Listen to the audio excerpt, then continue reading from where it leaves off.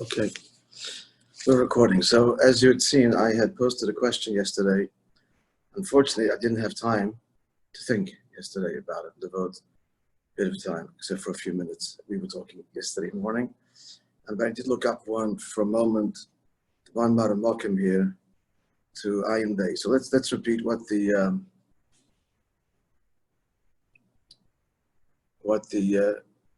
problem is. So first of all, what has the Maimon been explaining? The Maimon has been explaining there are two sources. There are two sources that talk about essentially explain why Mila. What does it do? So it's the posuk that the Yaakov Ishtam Yoshev Ehalim. So Yaakov has explained at length. Basically, it's Torah mitzvahs. So he has to have the avodah of tam whole, which means milah, in order to affect Yoshev Ehalim, in order to affect the emergence of the Ehalim of the domains.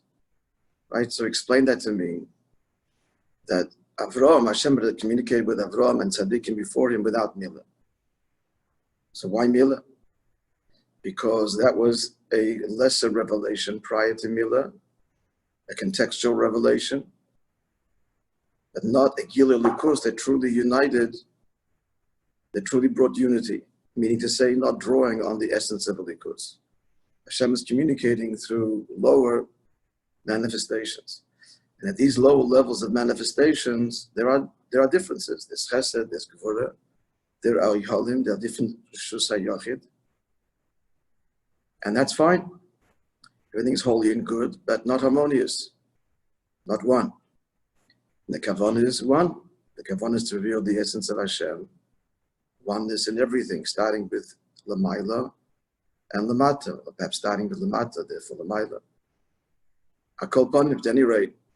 So now, the union of milah, as we explained, begins the process of Matan Torah,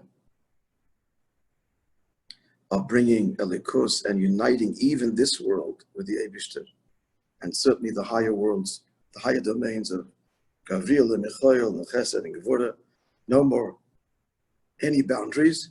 Therefore, in order for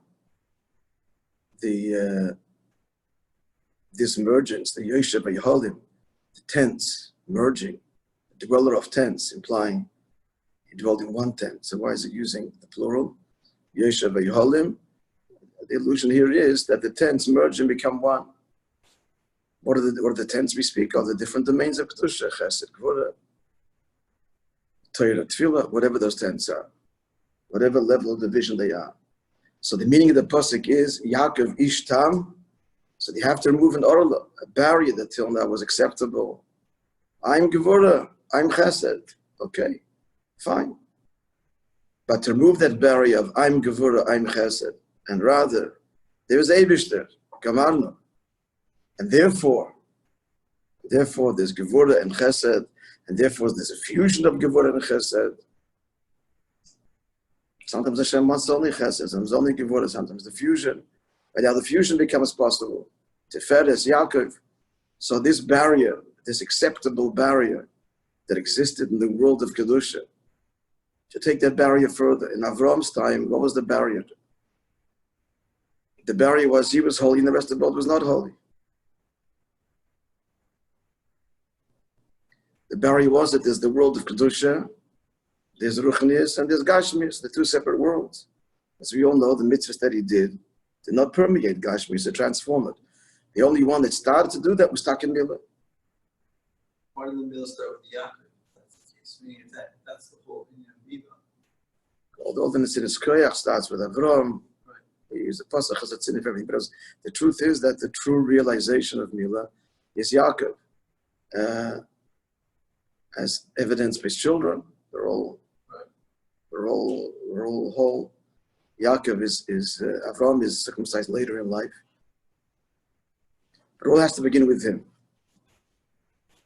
There's more to your answer, but Avraham being the first Hamshach, the first Giloi, latent, the koyach, the potential, it's all laid out there. And then comes to fruition, realization, Yitzchak, and ultimately in Yaakov.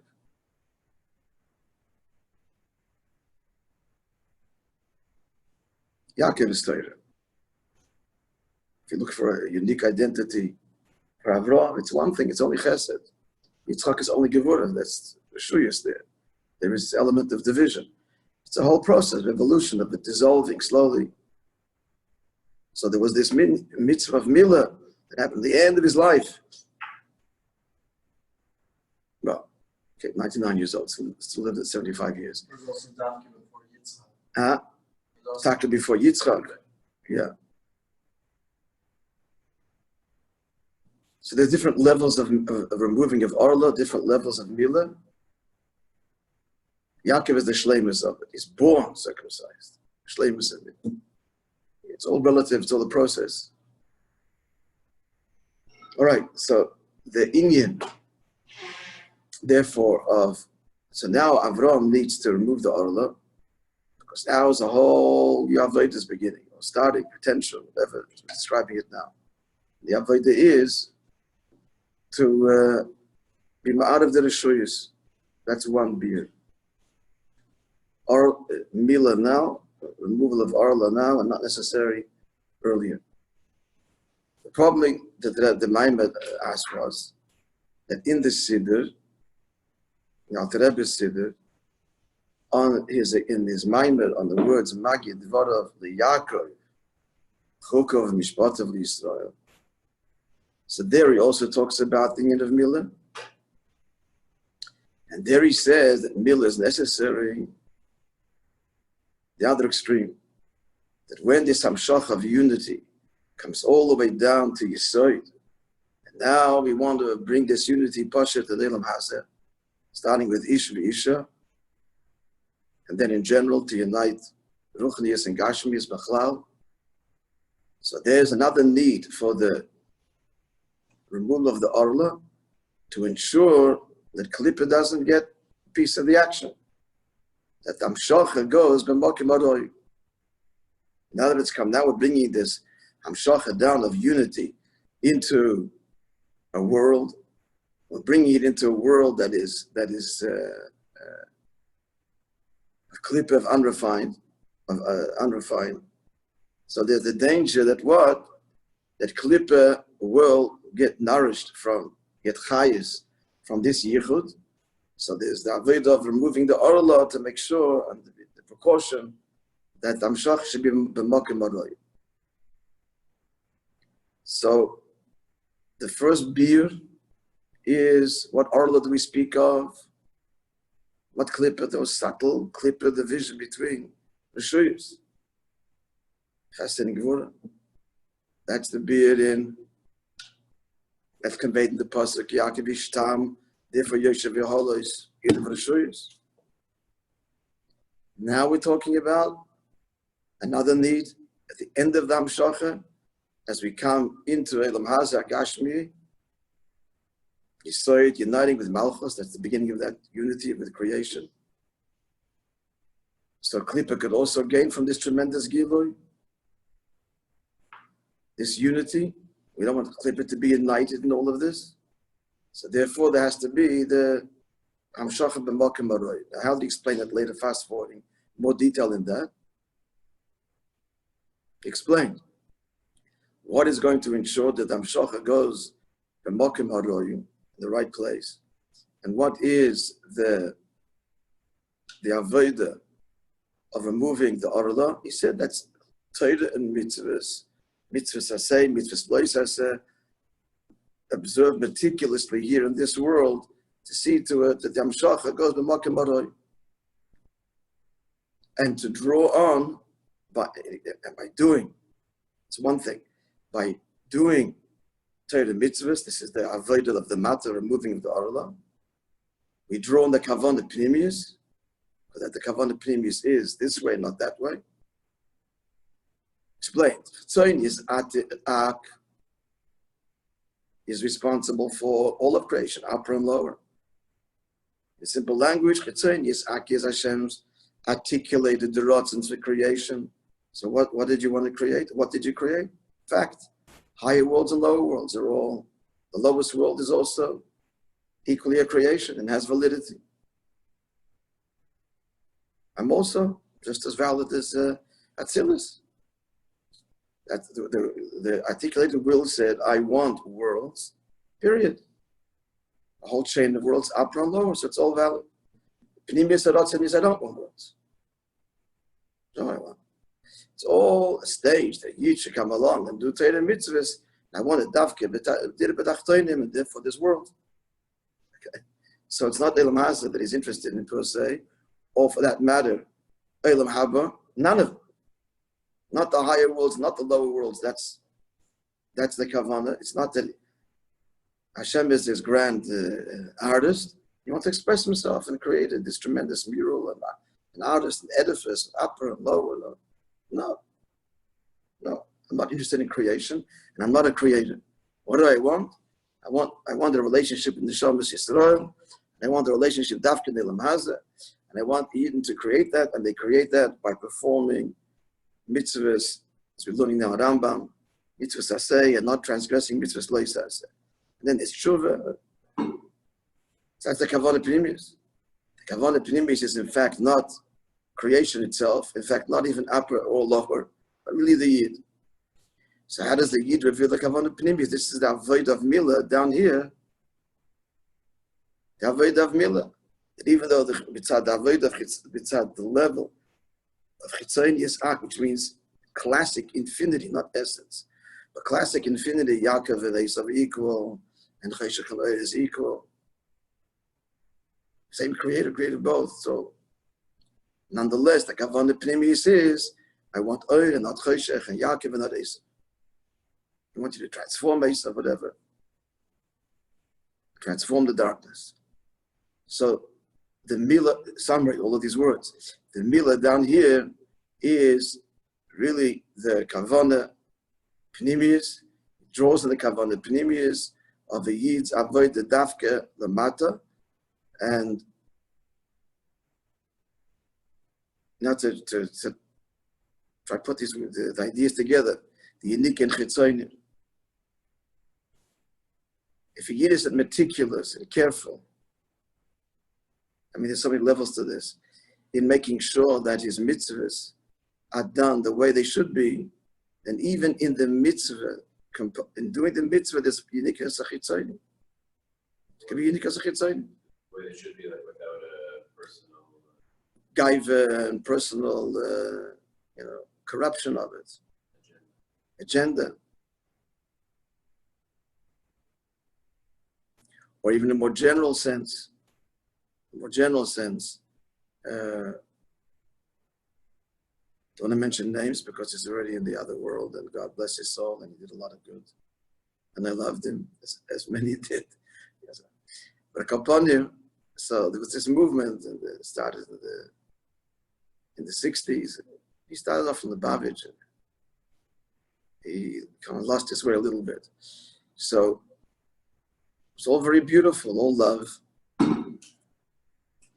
and not so careful about the mitzvahs Lo Aseh and the zehiras.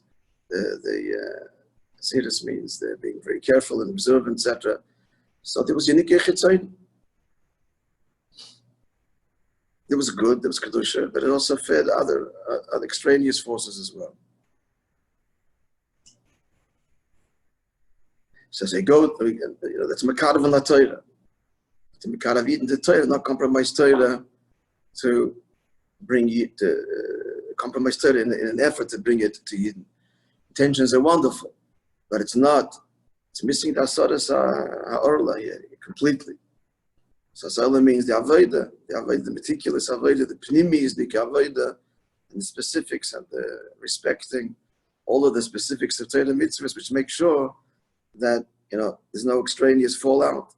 We're not doing good at the same time, feeding some other extraneous forces.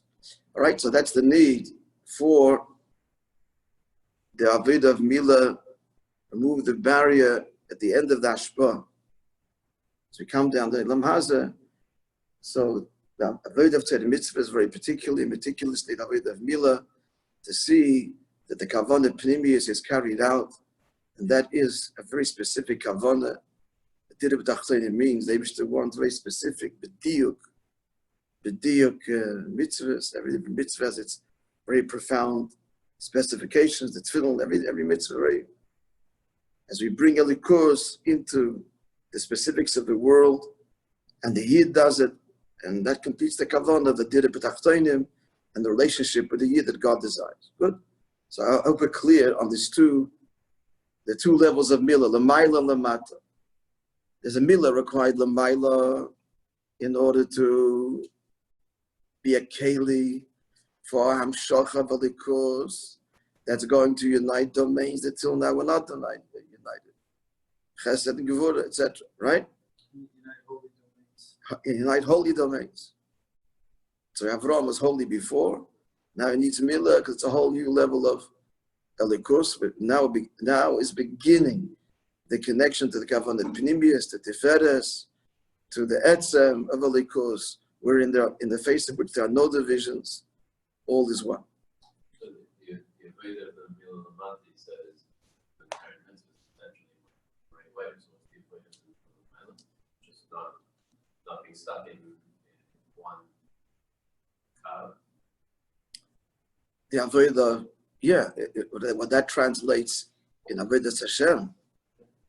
What's the avodah of Milah L'mayla? Like you just said, a person could, he has a certain disposition, and he's a learner, this one is a doer, and he gets stuck in his learning, he's stuck in his doing.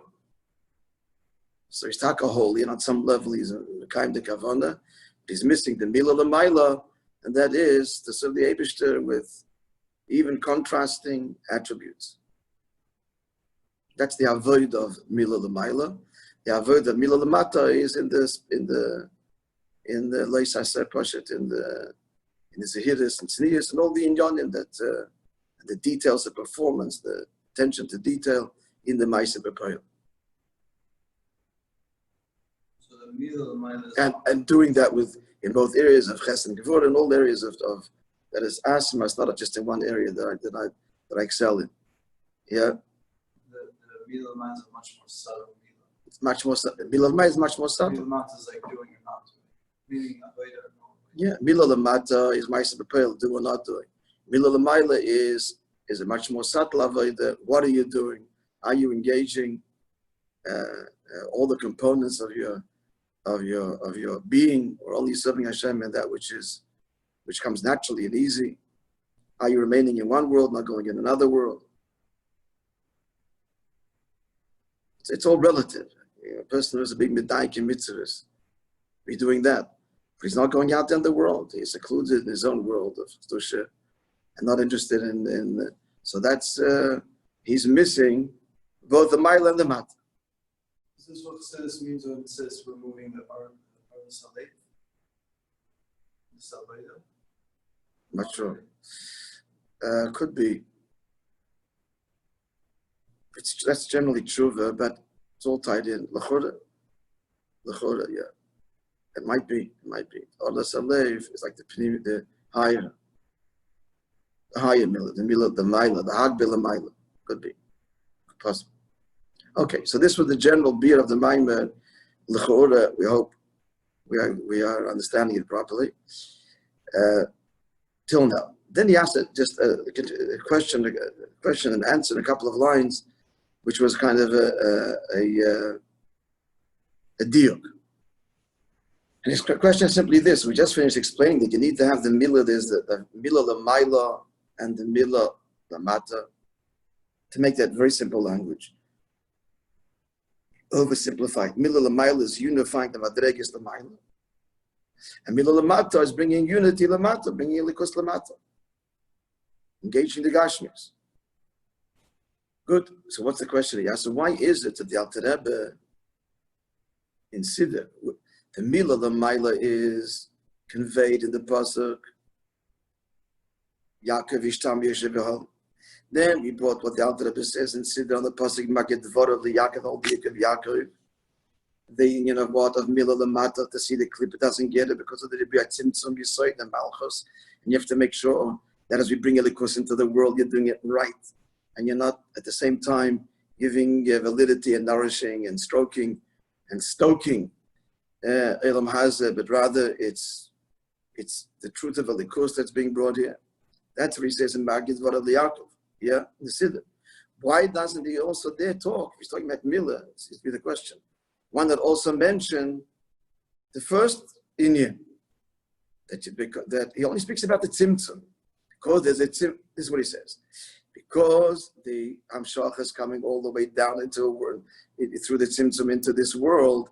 So there's the need to make sure that the Hamshach happens as it should in the right way, in the right place.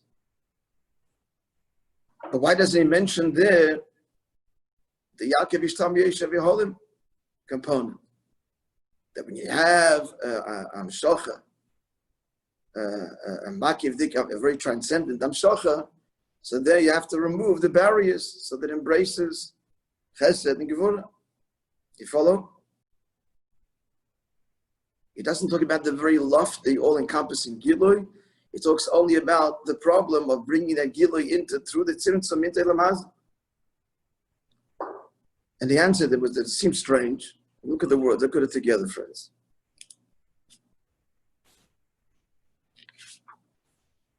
On page 230, middle of the page there. This is the second. No, you may have a different text. So we're looking at the last paragraph before Isai.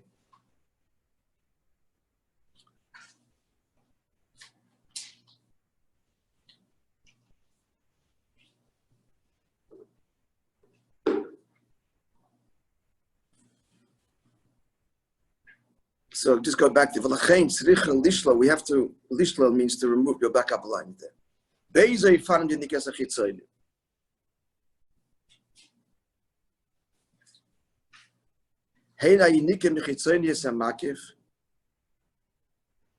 Yanika that can come because this is a very great level, like we said, the spider and the mushroom of the spider in the Heichal HaMelech. I just need to clarify something here. So you're saying that Klippa Lamata can get a Yanika Dafka because of this grand Giloi, the Makiv the Giloi. The Heina Yinikim Tzadib Tzimtzumim. The first one is the Yeshav Yeholim. So it's entirely clear, frankly. At any rate, and then the Yinikim Tzad the Ribri Tzimtzumim at the end of Seder Shtavshalos. And then the question was, why in the Siddur does he only talk about the Yanika of Chitzon at the end of Seder Shtavshalos, which is because of the Tzimtzum? And why doesn't he talk about the Yanika that comes because of this great Giloi, in the face of which Klippa is tolerated?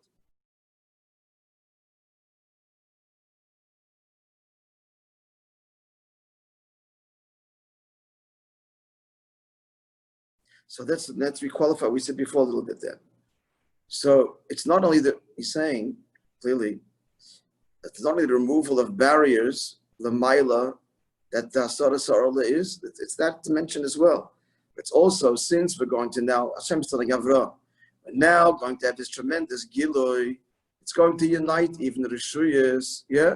Therefore, Klippa Kipshutla can get from that as well. I have to just add this component to our discussion.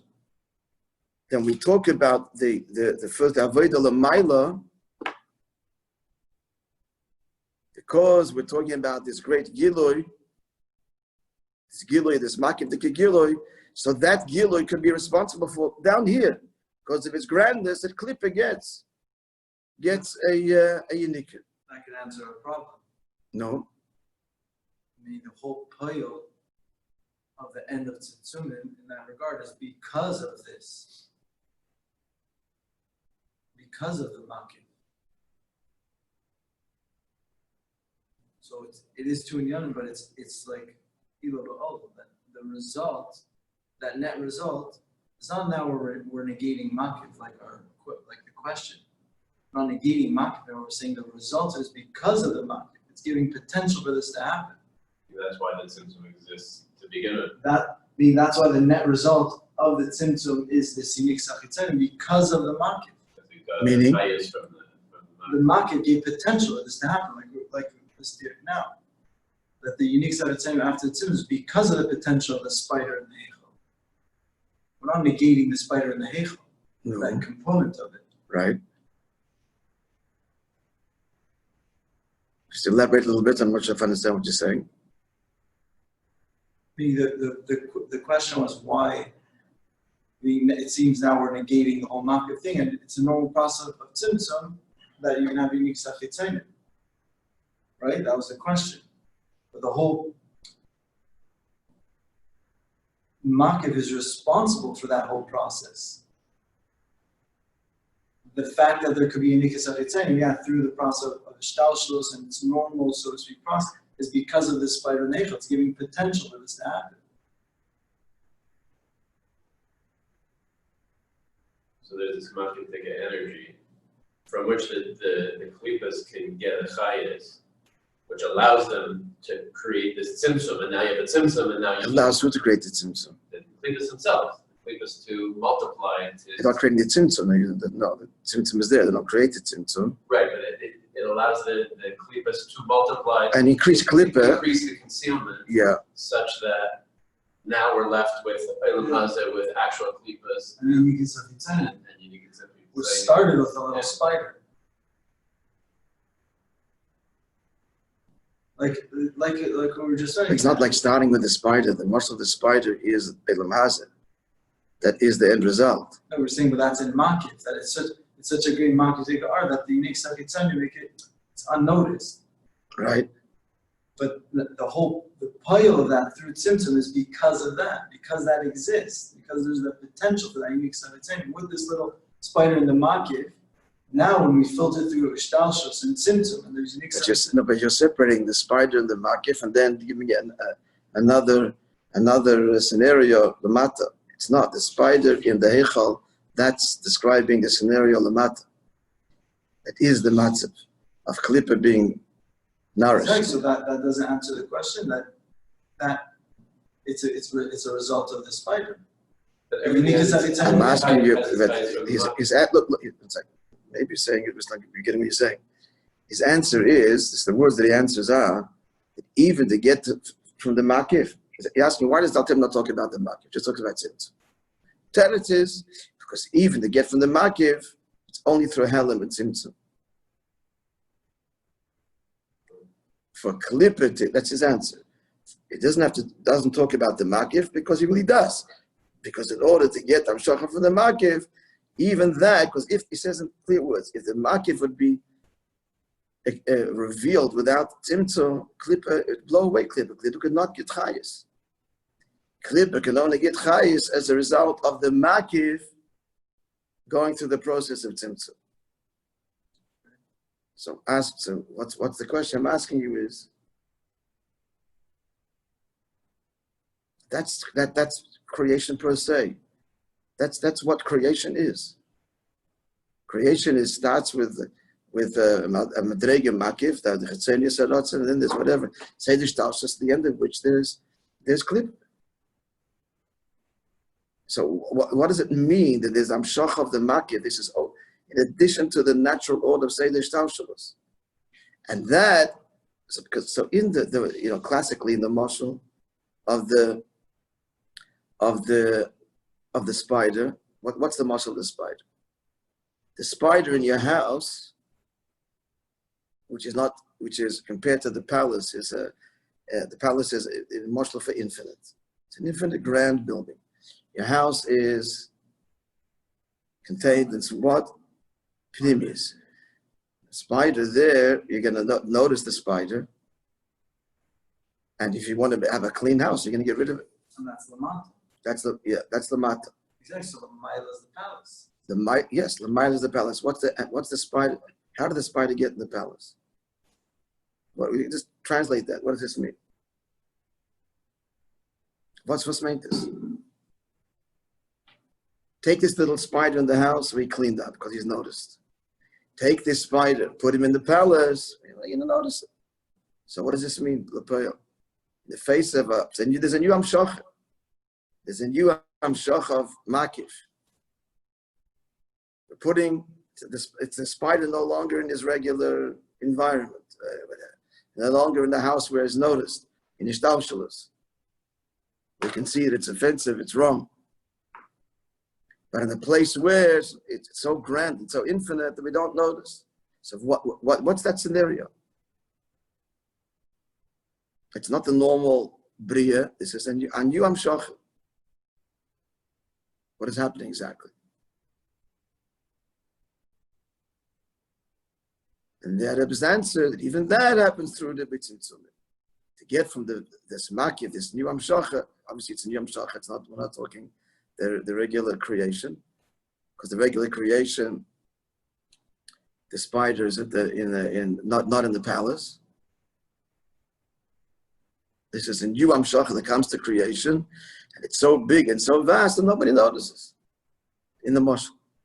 So a clipper can get its chayes. That sounds like something new and novel. And his answer, so why does the Alter Rebbe not say that, not talking about the Makiv?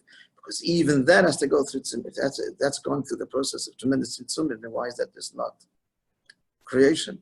Clippers that exist at the end of the world of creation.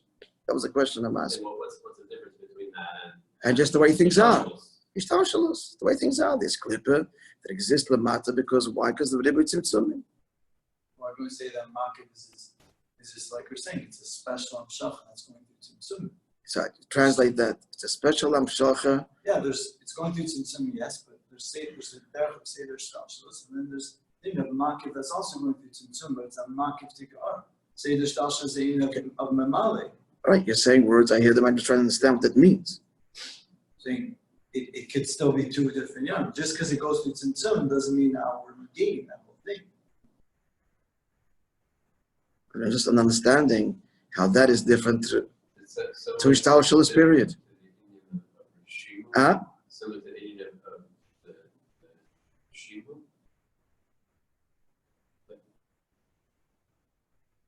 Because this is like kind of a different from the classic understanding where kind of like there's the Or Makiv, which is kind of gives hisavos to the creation, and then the Or Mala, which gives chayes to it, right? Yeah.